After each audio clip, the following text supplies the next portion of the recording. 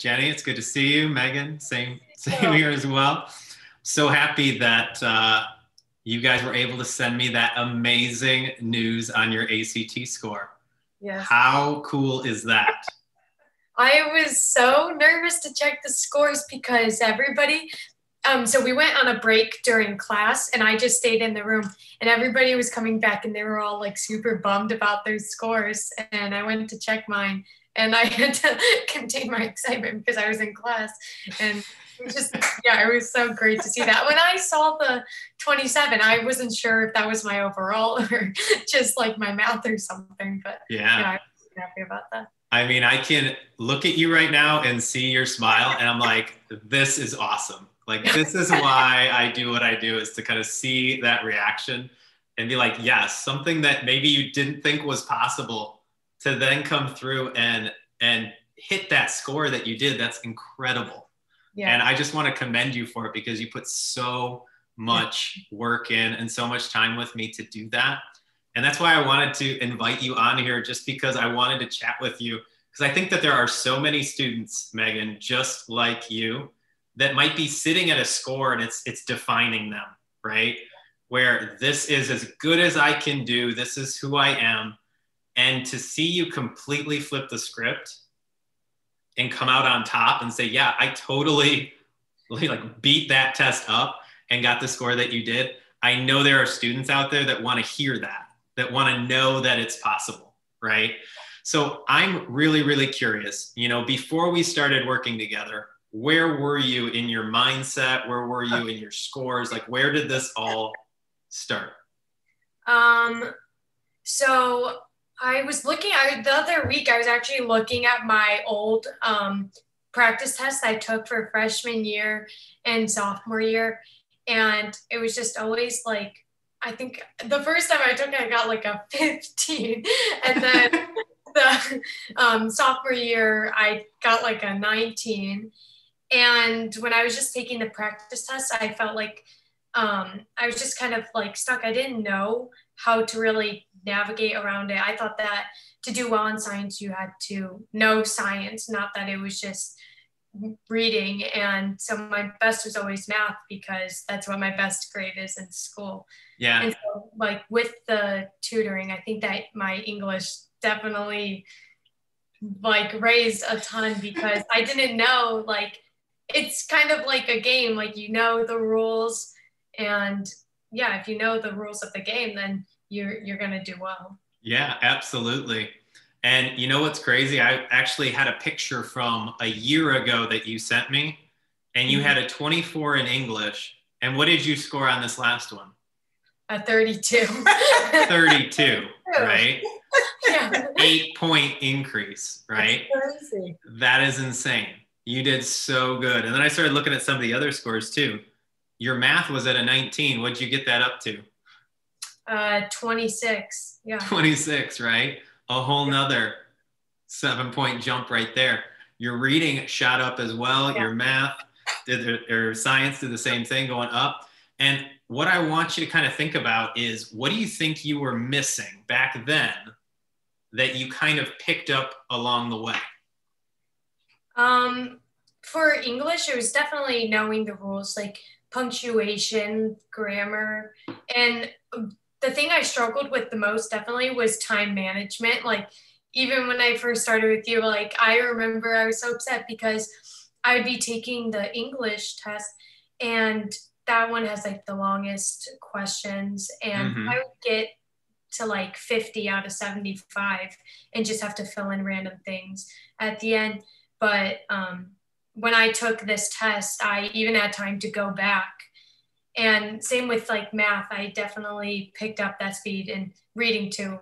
Because when I originally took reading in freshman year and sophomore year, I thought that you had to read the passage, and I did not know about like skimming. That definitely helps a lot.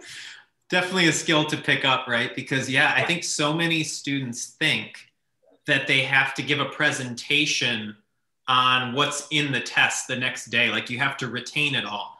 And that's not the case at all, right? what did I tell you? It's not about what you want. It's about what the ACT is asking from you, right? Yeah. And if you can dig into the questions and just say, oh, they want this. Okay, I'll give them that. Piece of cake, right? But yeah, your time management skills improved tremendously once we kind of informed you. And like you said, you learned how to play the game, right? Yeah. You spent more time on the questions than you did actually reading the passages, because they're not testing you on that. That's not the goal. The goal is to maximize your score. We had to figure out how to help you get more questions right. Yeah. Right? Yeah. So I'm really curious, you know, Jenny, seeing Megan just like absolutely thrilled. How did that make you feel? Oh my gosh, just proud of her, just proud of all the hard work. And I knew she could do it. It was nice to see that she saw she could do it too. Mm-hmm. Yeah. And I think what's changed, what you've helped her with, is even just the confidence. As a mom, she just went in this way more confident than she started. And that has a lot to do with you. So thank you for that. Well, I gave her the skills. She put in all the work. And like I said, you could listen to me talk for hours, right? But that doesn't get you there. You got to apply what I'm telling you in those techniques. And was it a roller coaster ride? For sure. Yeah. I remember one time I got like a 30 on my practice in math, and then the next week just like go down to like a 24. It was just, I definitely became way more consistent throughout it. Yeah. What do you think that means in terms of like fighting through challenges? So you were talking, oh, I hit a 30, and then the next day I was like at a 25. And, you know, sometimes people get frustrated. What would you tell people, you know, if they're on that roller coaster ride? I would just say, I would always kind of blame the test. I'd be like, oh, this test is hard. I'd see one hard question and just deem the whole thing as hard. But you kind of have to focus on each thing individually, because if you tell yourself that you can do it, then you will overcome it. If you say, oh, I want a 28, then yeah, you're going to try to get it. But if you say, I'm going to get a 28, then you're going to get that. Yeah, that's what I absolutely love. And that's one of the things I try to instill in you and all of my students, is that if you change your standard, the way you frame it, a lot of people say, I wish I could get said that score, right? Oh, yeah. In the beginning, oh man, I wish I could get a 27, you know? Will you ever get there? Probably not, because it's just a wish. Yeah. But if you say, I'm going for it, like this is what it has to be, you're going to work 10 times harder and push through that many more barriers to get there. Well, I think in the beginning, Megan also was, I can't get a 32 in English. Mm-hmm. I can't do that. And yeah, you can. Because it's definitely not like those state testing things that they would have. Like the ACT is completely different. And I think taking this for the first time was definitely like a confidence booster, because I was so nervous about going in, but all of the practice tests I'd done, I remember I was doing the math section and I was like, I had like a problem just like this on one of my practice tests, just different numbers. And I remember it was like one of the ones that I struggled with at first. And I remember like how you explained it to me, and it definitely helped in the end. Yeah. Yeah. In the beginning, what I usually tell a lot of students, Megan, is that you have to get comfortable failing, right? Failure is not a negative thing. We got to look at it as a positive thing because it gives us feedback, right? So that particular problem, you were probably like, oh, I missed it the first time. Kyle went over it. Missed it the second time. Now I'm just getting a little irritated at myself because I know how to do it. Yeah. And there you go. Come the third time on the actual test, you're like, oh, this is nice. I know how to do this one, right? And so I think your mom nailed it, you know, nail on the head, is that the mindset is such a huge component that a lot of students, they just focus on the questions, right? Oh, I got to get better at the questions. But if you don't think you can do it, doesn't matter how much time or money or resources you throw at a problem, you're never going to make it, right? So I'm so thrilled. I was so happy to kind of hear see your text message that you sent through, and to be able to go back and look at your scores from last March and look at them from now and see such a dramatic jump in your score. It's so, so cool. So I'm curious, you know, based on you kind of seeing your entire journey here, Megan, if you had to talk to a student that was in your position right now, what do you think you would tell them in terms of, you know, the time commitment and what it takes to kind of get to that place where you're at right now? Yeah, I would definitely tell them that although the practice tests, they can be very like long and you may get tired of it, or maybe you're not getting the scores that you want on the practice tests, the constant like working at something is definitely going to help you improve, even if you don't see the improvement right away. Mm-hmm. It's just kind of like you kind of get this muscle memory and you'll eventually get better with it. Yeah. It's like practicing for a sport. When you start off, you're not going to be perfect. Like I remember when you told me this is like the first time that we started these lessons, that each question is worth the same amount. So just because something looks bigger doesn't mean it's going to get you more points.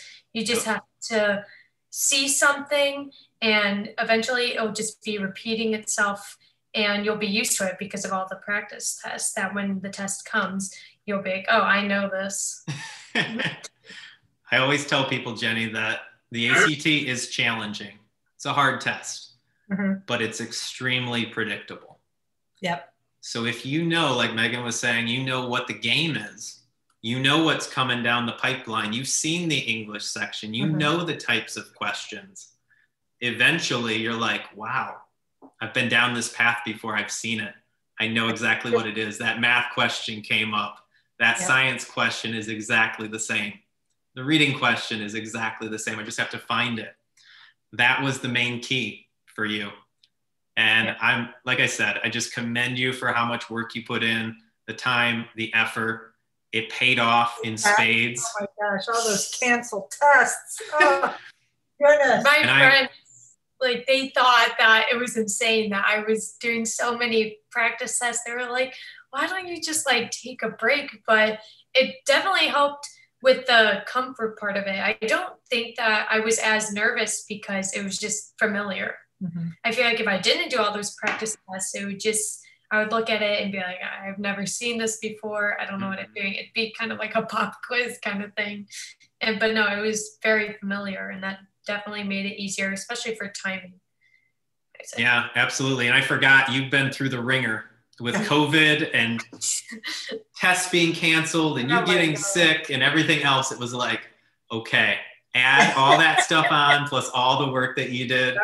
I know your mom was about to lose it when she's like, we're quarantined again and we can't take the test. I was supposed to take it in December, and then the week of, my test was canceled because that school got shut down because of COVID.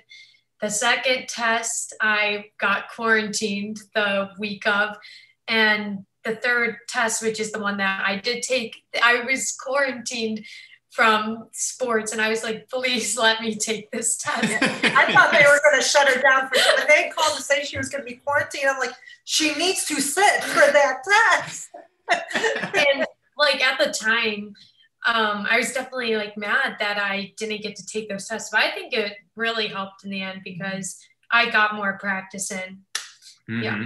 I don't think it matters how late you get into it because it gives you more time to prepare and you still have all this time. There's so many tests that I could still take.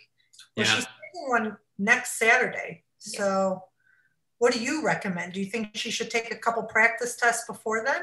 At least one? I would definitely look at one and just kind of go through and take it and just see, hey, what am I missing still from there? But yeah, you can always, if we wanted to set up a time to kind of review that one test, I'm sure we can find you one to take and look through that. But honestly, looking at what you did to go from a 20 in March up to a 27 and to hit that number on the English with that 32, you were there. You knocked it out of the park. And I'm so incredibly proud of you for what you did. Yeah, So, I remember when I got that 24 on English last March, I thought that was my limit. I'm like, oh, that's so great. Like I made my limit. But when I saw that 32, I was shocked. Like I was like ecstatic. It was so great. but that just comes down to like, going through and dissecting your mistakes, right? You talked about it over and over and over again, and it's a grueling process. But after a while, you're like, wow, I'm not missing 20 anymore. Yeah. I'm not missing 15 anymore. I'm not missing 10 anymore. You're like missing like 5, Yep. Yeah. And it's once you do it a couple times, that becomes your new standard. Like you said earlier, it's not a question of if anymore. It's just, hey, when am I going to get there? Mm-hmm. Yeah. So guys, I am just so happy that we were able to jump on this call, celebrate together with your scores, Megan. And yeah, pushing forward, if you guys ever need any more help, I am here to kind of help you out. And if anybody else needs assistance, you definitely know where to send them. But yeah, thank you so much for jumping on here. We would definitely recommend you. And she has been talking to her friends about you. So, yeah, we would definitely recommend you. I think you've done a great job with both my girls. So, well, I really, really appreciate it. Like I said, I give them the skills and they put in all the work. So yeah, you definitely help with the test aspect, but most importantly, like the mental aspect of and it. Building their confidence. Yeah. You've done a great job with both the girls building their confidence. Well, I hope that moving forward, even past school, past the ACT, into college, work life, everything that I've taught you is definitely being able to be applied to life, right? Because you're going to get knocked on your butt. Things are going to get in your way. You're going to have to go through some sort of quarantine-esque, situation where things aren't going to line up. But, it can be applied anywhere. And it's just, it comes down to whether or not you got the guts to like push through and get stuff done. Yep. Some people don't have that, but I definitely know that you do. Thank you. You're welcome. You're welcome, guys. I hope you have a great rest of your night and we'll talk soon. Thanks. All right, guys. Bye. See you later. Bye.